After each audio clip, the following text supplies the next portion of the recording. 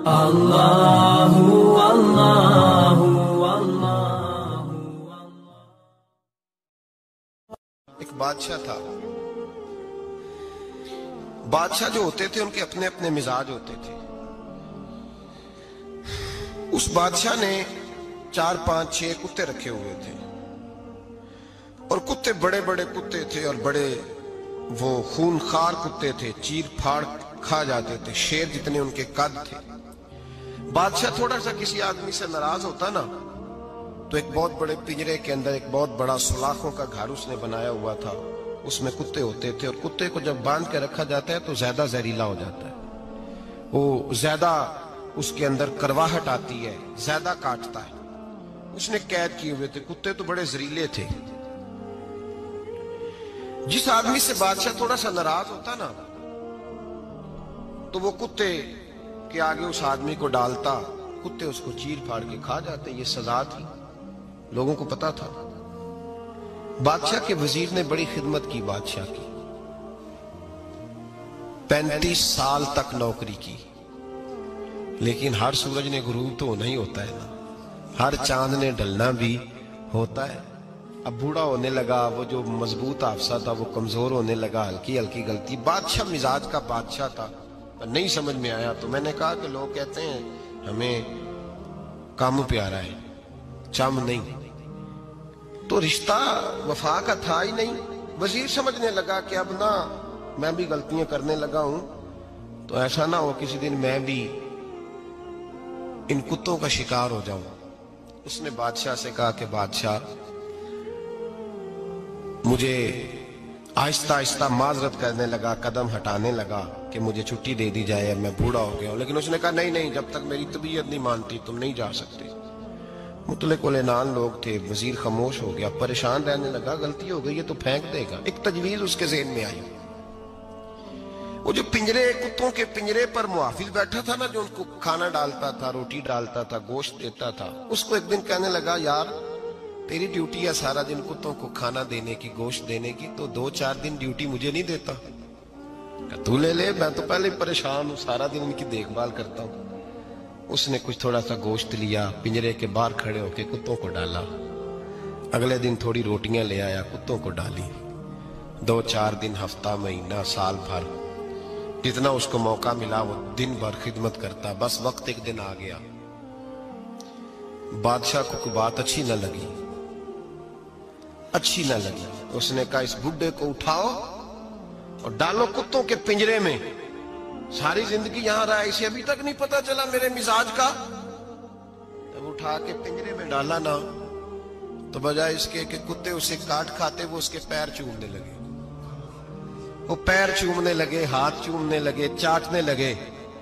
تو بادشاہ سامنے کھڑا تھا نظارہ دیکھنے کو کہ چیر پھاڑ کرتے تو خوش ہوا کرتا تھا، خونخوار درندے جیسی اس کی طبیعت ہو گئی۔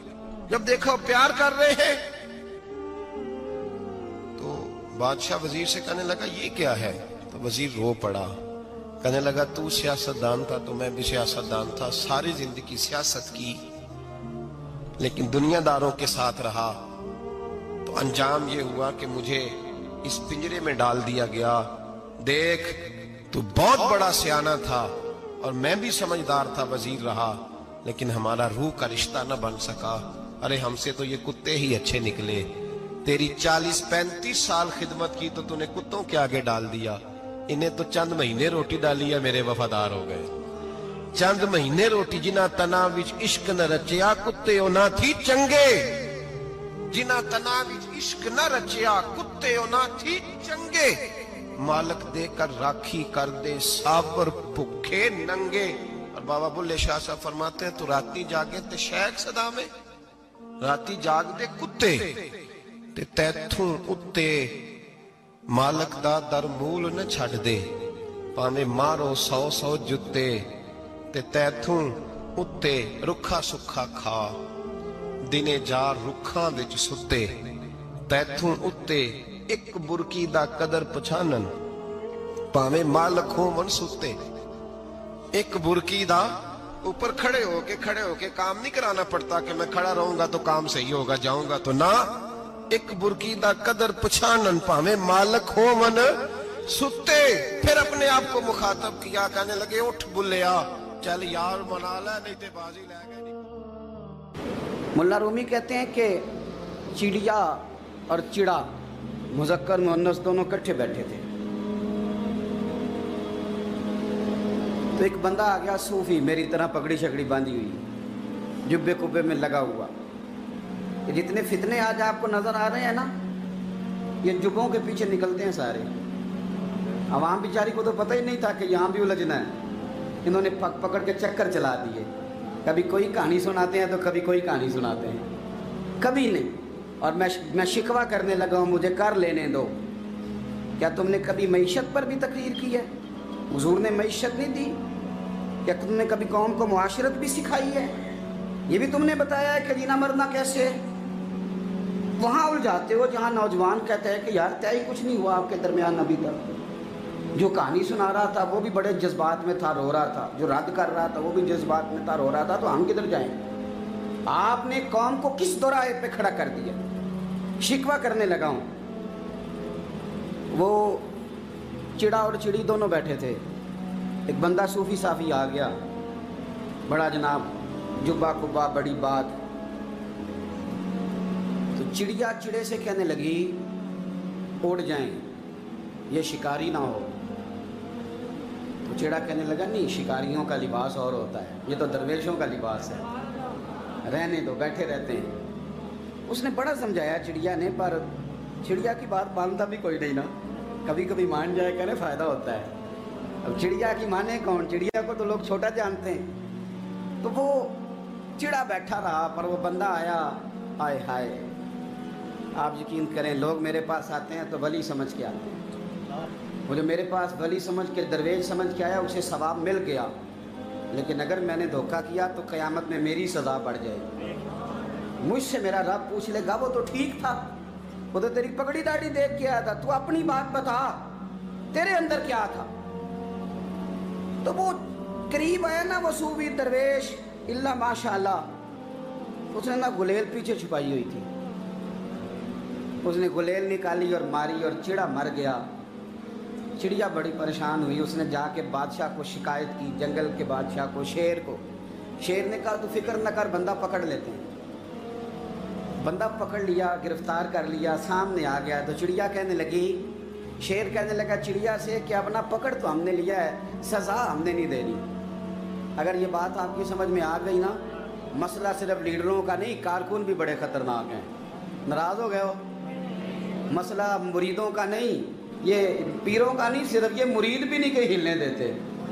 ये भी नई से नई कहानी रोज़ बना के लाते हैं और आके सुनाते हैं। सुनो, वो चिड़िया से कहने लगे, बादशाह सलामत शेर साहब कहने लगे कि सज़ा तेरी मर्जी की देनी है, तू बता क्या सज़ा दे। तो चिड़िया रो पड़ी, कहने लगी बादशाह इसे सज़ा कोई नहीं देनी, एक बस हुक्म देना है।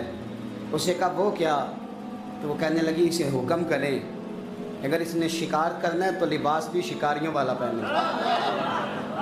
इसने लिबास सूफियों वाला पहना है और अंदर से शिकारी है।